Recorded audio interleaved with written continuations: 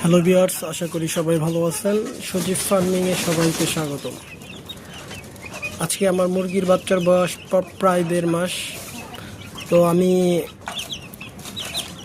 0 থেকে 1 মাস বয়স পর্যন্ত সোনালি স্টার্টার খাইয়েছি এবং 1.5 মাস পর আমি মিক্স একটি খাবার তৈরি করে মুরগির বাচ্চাকে খাওয়াইতেছি, কারণ আমি যে খাবারটি বানিয়েছি সেটি স্বাস্থ্যসম্মত এবং মুরগি দ্রুত বৃদ্ধি পাবে। খুব প্রাকৃতিক নিয়মে খাবারটি বানিয়েছি। তো আলহামদুলিল্লাহ, মুরগি সবগুলোই সুস্থ আছে।